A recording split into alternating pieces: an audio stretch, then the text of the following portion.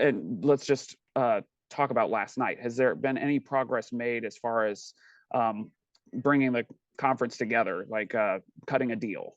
Yeah, absolutely. I am very encouraged that we are seeing really positive progress. And at the end of the day, there have not really been concessions, but more conservative wins. And I think that's a good thing. The debate that's been taking place has largely been productive. The name calling, the back and forth jabs, that's not helpful. That's not productive. And what we need now are cool, calm heads, people that want to be thoughtful in how we proceed forward, and really respecting everyone who has a seat at this table, which is all 222 of us. So I am confident and positive that not only will we get through this, maybe not all the way today, but we'll have some forward progress today. But through the weekend, I think we will have some really good, productive conversations, and we'll be able to make sure that by the start of next week, or hopefully by mid next week, we'll have a Speaker of the House and we'll be able to get to work. Just looking ahead, though, with such a slim margin of majority, how is McCarthy, if he is elected Speaker, how will he be able to effectively legislate, govern without will he have to work with the other side of the aisle at some point? You know, the irony right now is that some members of the 20 who are not voting for Kevin McCarthy, they're actually working with Democrats right now to stop any forward progress. And it's because I believe they have a personal vendetta. And really, that's not helpful. I think by and large, the 20 that have said no to Kevin McCarthy's nomination, they have legitimate policy concerns. And I agree with many of the policy changes that we've made to this point. These are good conservative wins, as I've said, things from single issue bills to having enough time to read the bills to having a balanced budget amendment vote, having a term limits votes. These are all things that I support. What I don't support is the continued backroom deals. For folks that are going behind closed doors and trying to cut favors and side deals, that's not helpful. That's putting a personal vendetta before the country, and that's not what we need right now. So by and large, I think people are working in good faith. Folks like my friend Chip Roy, folks like Dan Bishop, like Byron Donalds, these are my friends who I have known, I've worked with. We have great respect for each other, and we continue to talk throughout the days and nights. And like I said, we're getting there. But when we have to start cutting deals with Democrats, I think that's the wrong direction to be heading. I want to bring up something that you kind of mentioned. Representative Dan Crenshaw called these 20 members the enemy now. Representative Rutherford called them obstructionists. Do you agree? And what is the standing of these 20 members in the conference moving forward? What is their outlook? I say firmly yesterday, today, and tomorrow that the name calling, it's not helpful. And quite frankly, the biggest weapon that we have to push back against the radical leftist agenda is a unified conservative conference. So if people want to engage in obstructionist behavior for personal gain, as we've seen from several of these that are using this as a fundraising platform, that's not helpful. But for those that are coming to the table as folks with good faith and negotiating these conservative wins, sure, I'm all for that.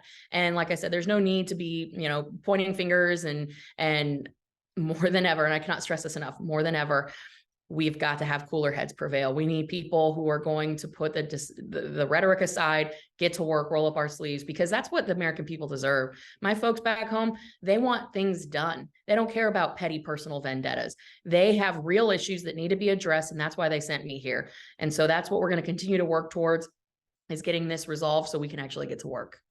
If another Republican in the conference could get 218 today, would you support that person other than McCarthy? Well, that's the challenge. There is no other Republican that can get 218. I've heard from several folks that, hey, you guys are stuck at 200, it's time to make a change. I said, well, the 20 is still stuck at 20, and I think today we will actually see that number go down, because what happened last night was a member of the Republican conference came out and said, I'm going to start cutting deals with Democrats because I'm not going to ever vote for Kevin McCarthy. despite the fact that I got everything that I wanted. And again, I think that's petty. I think that that's unacceptable. That's putting your own personal issues before the country. And that's not why you serve the American people. That's not why you sign up and take an oath to the United States Constitution. So I think people are seeing that this has turned kind of petty and personal. And they're saying, you know what, I want to get things done. And so for those, like I said, that have said, you know, I've had some holdouts, I've had some reservations. I think that that's totally fine. It's time to get to work. We've got to get folks back to the negotiating table and get this done. Let me ask you really quick, rewind the clock 2 years ago today. I want to ask Yeah. you, when you look back on that harrowing day, the attack on the Capitol, what do you think, having, been there, what do you think about when you reflect on that? You know, I was there, as you mentioned. I was actually on the House floor for the entire event. And it's a terrible day that none of us want to go back to. And unfortunately, we still don't have a lot of answers. And I think we deserve answers as to what happened that day. What we've seen for the last 2 years is a sham committee, the January 6th committee, that was rooted in more of a political witch hunt than actually getting answers. Why hasn't Nancy Pelosi released her phone calls from that day? Why hasn't the emails and text messages from Nancy Pelosi and her staff been released, really communicating to the American people what happened? If there's nothing to hide, you should put that out in the open. And so I have a lot of questions that remain unanswered. I know the American people do. I think there's a lot of folks that are still waiting for answers, many without due process. And so again, we can't even begin to address those issues until we have a speaker. And so on this day, I'm pretty disappointed in the fact that we have a group of people that 2 years ago, they supported Kevin McCarthy without hesitation. Now they see it as a fundraising opportunity, and they're going to, say, no, we're going to hold everybody, hold all progress for, moving forward at a standstill until we can get what we want. That's not right. That's wrong. So it's time to put America first.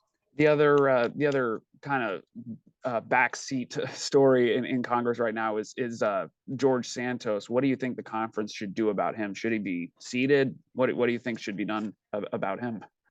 I think he has voters that sent him to Washington, and that's going to be incumbent upon them to make the decision if they want to keep him for another 2 years. But nothing can be done or said until we have a Speaker of the House. So one thing at a time. Okay. Thank you very much. Anything else you're going to be looking for today? Anything else you would want your constituents to think about when they see this all play out? I think the big thing, like I said, is that if we're serious about putting America first, we actually have to do that. And for those of us that are trying desperately to drain the swamp, I have encouraged, I've said this publicly, I've said this privately, don't engage in the same behavior that you've accused others of. No, the backroom deals that have contributed to the dysfunction here in Washington, D.C. Are terrible. So stop engaging in the backroom deals. Put it all out there. And that's what I've encouraged the 20 that have opposed Kevin McCarthy to do. Negotiate in good faith publicly. Let the American people and your constituents see what you're asking for. And I think that is critical because not many people trust this institution. I know I sure as heck don't. So I'm going to do everything I can to get a conservative win out of this. And that means getting this across the finish line, holding this place accountable, and doing it in the most transparent manner ever possible.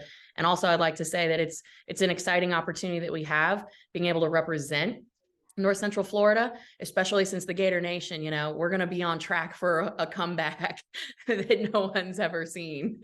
and circling back to something you said earlier, you don't really rule out this going into the weekend, going into next week, possibly. No. Do I think this will be resolved by the end of the day? No, but I do think there will be some very solid progress. And if we have to stay here all weekend and into the next week to get it right, we're going to do it. But I have full confidence that we will be better for having had these very, very good debates about the future of this institution and the conference as a whole. Okay. Thank you, ma'am.